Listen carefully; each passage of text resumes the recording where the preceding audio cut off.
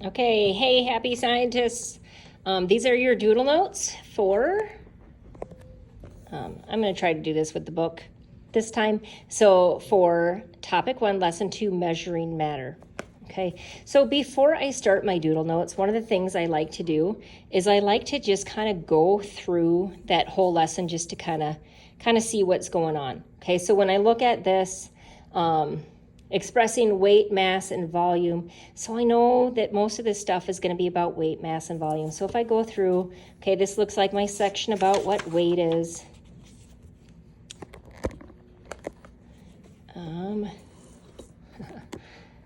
I'm not a videographer, so I apologize. Here's my section about mass. Here's my section about volume. Here's a math toolbox about calculating volume. Okay, and then when I look, okay, so density, my next thing is about density. Okay, and then finishing up on density. So when I perused the lesson, I saw that there was basically 4 main things that we were going to learn about. Okay, weight, mass, volume, and density. So I decided when I was doing my doodle notes that I was going to just break my page up into 4 equal sections and label each section. So weight, mass, volume, density. That's the first thing that I did, is I just broke it up into those sections.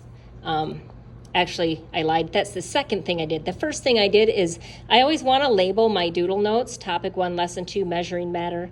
That way, as we kind of go through the year, I know what my notes are over and which notes are going to be for which test. Okay? So take time, label your doodle notes, break it up into 4 different sections, 1 for weight, 1 for mass, 1 for volume, 1 for density. Okay, so then, I'm going to zoom in here, then I start reading. Okay, so it says, recall that matter is anything that has mass and takes up space. Mass is the amount of matter in an object. When I'm doing my doodle notes, I always want to include definitions. So over here, I had already had my title mass, okay? And so then I added that definition here, the amount of matter in an object, okay? So that's that part that I added right there. And then I'm gonna go back to reading, okay? An object's mass does not change even if the force of gravity upon the object changes, okay? So that's where this part down here comes from. Does not change with gravity. Okay, so then I'm going to keep reading. The amount of space that matter occupies is called its volume.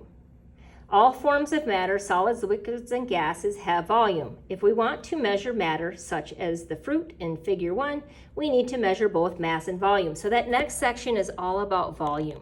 Okay, it had the definition of volume, so the amount of space that matter occupies. And it also said solids, liquids, and gases all have volume. So I just drew pictures for those. This is just a solid brick. There's some water, and this is just gas puffs. I didn't know what to draw. And then I wrote underneath, they all have volume. Okay, so that was that first paragraph that we read. So now I'm going to read the next paragraph. First, consider weight. Weight is a measure of the force of gravity on an object. Okay, so there's my definition. So over weight, where I wrote weight, I'm going to have that definition. The measure of the force of gravity on an object. Okay. Then I read the next section. The force of gravity depends on the mass of the planet or moon where the object is being weighed. Because the moon has much less mass than Earth, on the moon you would weigh about 1/6 of what you weigh on Earth. Jupiter has much more mass than Earth. On Jupiter you would weigh more than twice what you weigh on Earth. Okay, so I took that and I wrote, gravity depends on the mass of the object. Okay, so now I have the moon. The moon has less mass, so it has less gravity, so I have less weight. Then I have the Earth. The Earth has more mass, so it has more gravity, so I have more weight.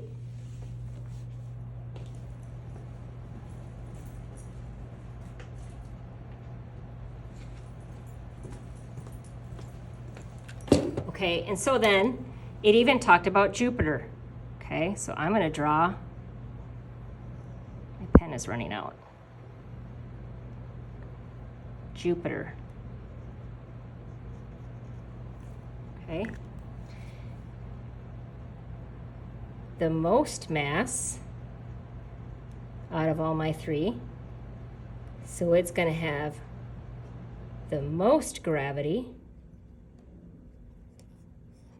And I am going to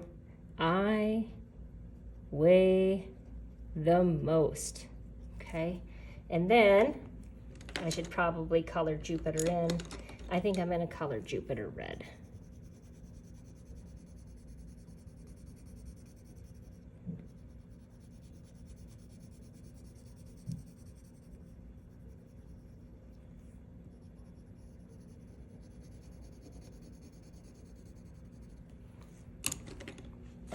Okay, so I've got those in my notes. I'm going to go back and continue reading. To find the weight of an object, you could place it on a scale like the ones shown in figure 2. So here's a scale. The object weight pulls down on the mechanism inside the scale. These mechanisms cause beams or springs inside the scale to move. These movements are calibrated in such a way that the object's weight is displayed on the face of the scale. Okay, so the take home for weight is that weight depends on gravity. Okay, and I have that in my notes. So hopefully I understood that from the reading. So then I'm going to go to, let's see if I can get a better view of this. Okay, so the next section is about mass. So I'm pretty sure I'm going to be writing stuff on my doodle notes under the mass. So mass, weight changes as the force of gravity changes. Even between different places on Earth, the force of gravity has slight variation, so your weight would as well. This means we need a measure of matter that is not affected by gravity. That's where mass comes in. Remember that mass does not change with location, even if the force of gravity changes. For this reason, scientists prefer to describe matter in terms of mass rather than weight. Okay, so that whole concept that I read there, I already have this in my doodle notes right here, so I wouldn't really need to write anything on there. That's just kind of reinforcing that. So if I start reading that next paragraph. Scales that measure mass are designed to compare the mass of a known object to the mass of an unknown object. Okay, so figure 3, that's up the top with our triple beam balance. So I'm going to read that. Okay, so it references it, so I'm going to go up here. A mechanical scale is like a seesaw. An object of unknown mass is put on one side of the scale, and then weighted tabs are moved on the other side of the fulcrum until two sides are in balance. Gravity is acting on both sides with equal force, so it is not a factor in measuring mass. So if I go over to my doodle notes, okay, this is about those scales. Scales that measure mass compare the known mass of an object to the unknown mass of a second object. Okay, so that was in my reading. And then it talked about the triple beam balance. So I drew a triple beam balance. This is where I put my unknown mass, and the sliders are the known mass. Okay, and then I wrote gravity acts on both sides. The triple beam balance, gravity is not a factor, so it measures mass. Okay, and then so I'm going to go on reading. I stopped there. So to measure mass, scientists use a system called the International System of Units, SI. The SI unit of mass is the kilogram. In the United States, we tend to use pounds to measure mass. We can convert pounds to kilograms when the force of gravity at a location is known. If you weigh 130 pounds on Earth, your mass is 60 kilograms, because a kilogram is equivalent to about 2.2 pounds. Sometimes a smaller unit known as a gram is used to measure mass. There are about 1,000 grams in a kilogram, or 0.001 kilograms in a gram. Okay, so that was all about the SI unit for mass. So in my mass section, I'm just going to write SI unit is the kilogram, and I just drew the bubble letters just because it's easier to visualize. Okay, so then the next section is all about volume, okay? And so remember in our doodle notes, I have my volume section, so I'm ready for that.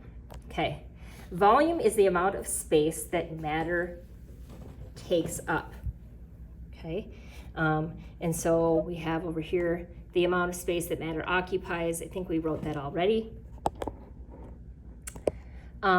We generally measure the volume of solids in SI units of cubic meters or meters cubed, centimeters cubed, or cubic millimeters.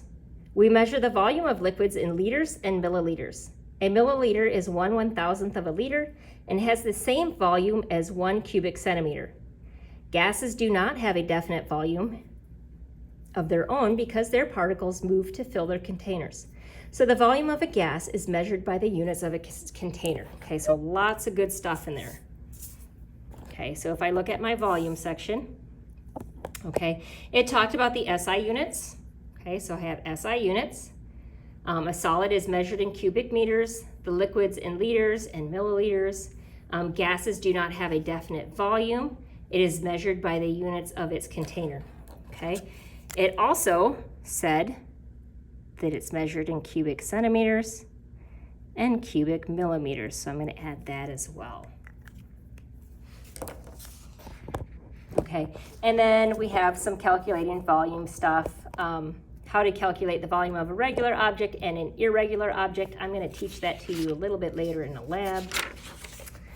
Okay, so then finally we come to density. Okay, that's our last little spot. Okay, so I'm going to just start reading. A kilogram of sand takes up much less space than a kilogram of feathers. The volumes differ because sand and feathers have different densities. Another important property of matter, density, is a measure of mass of a material in a given volume. Okay, so there's that definition. We always want to include definitions. So under my density, I wrote my title, a measure of mass of a material in a given volume. Okay. So then we talk about calculating density. Density can be expressed as a number of grams in 1 cubic centimeter or grams per cubic centimeter. For example, the density of water at room temperature is stated as 1 gram per cubic centimeter. Recall that volume can be measured in milliliters.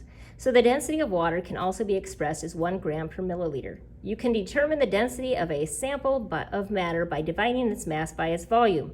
Density equals mass divided by volume. Anytime there's a mathematical formula, you should write it down. Okay, so that's what I did over in my notes. I've got density equals mass over volume. It also said, like the units, we could have grams per centimeter cubed. Okay. Okay, so then I'm going to continue. Okay, so I'm down here. When you drop things into bodies of water, some things sink and some things float. What determines this? You know the density of fresh water is 1 gram per centimeter cubed. Objects with densities greater than that of water, such as a rock, will sink. Objects with lesser densities, such as a piece of wood, will float. If you shake a bottle of oil and vinegar, you will see the oil slowly separate to float above the vinegar. This happens because oil is less dense than vinegar. Okay, so I took this out of there. Okay, objects with less density than water float, they had the wood. Objects with a density greater than water will sink, I have the rock. Okay? Okay, so then it goes on to density and temperature. You know that mass is a physical property. Density is a function of mass and volume. So it too is a physical property. Okay? Note that increasing and decreasing the total amount of a given substance won't change its density. If you have 5 or 75 cubic centimeters of silver, they will both have the same density because they are both made of the exact substance. Okay, so my take home from that was that mass is a physical property, volume is a physical property, and density is a physical property. So I'm going to continue reading. One factor that does affect density is temperature. In general, most substances become less dense as temperature increases and more dense as temperature decreases. So that seems like a key point to me. I'm going to write that in my notes. But I'm going to keep reading before I do. This is why warm masses of air rise up from Earth's surface and cold air masses sink towards Earth's surface. Water also follows this general rule, but not always. Liquid water does expand or gets less dense when it gets warmer. It condenses or gets dense as it gets colder. But when water cools below 4 degrees Celsius, its density actually begins to decrease again, as you can see in the math toolbox. Okay, so density and temperature, I wrote the general trend. Okay, if we increase temperature, typically it's less dense. If we decrease temperature, it's more dense. And then it talked about that specific instance of water. All right, and then our final thing, using density. Because density is an intrinsic property of matter, meaning that it does not change with the shape of an object, density can be used as to identify substances. Okay, so that's a pretty important piece, I think. So it's an intrinsic property, which means it does not change with the shape of an object. I wrote that. And then I wrote used to identify substances. Okay. And then I wrote a little thing of gold because that's what that paragraph goes on to talk about. Okay, so I'm just going to finish up.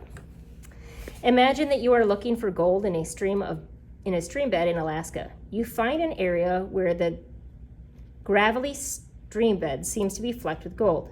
First, you sort the gold-colored pieces from the other parts of the sediment. You set aside 4 of the largest pieces, hoping at least one of them will be valuable gold.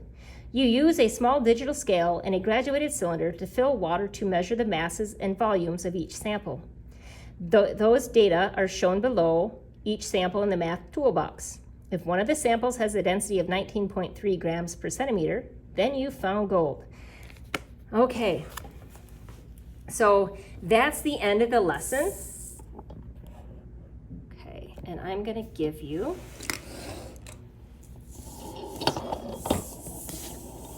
hang on, we're getting there. Okay, so here's the final shot of my notes. I think the one thing that I forgot to tell you to write down is that in volume, 1 milliliter is going to equal 1 centimeter cubed. Okay, there will also be a copy of, there will be a copy of these notes in Google Classroom.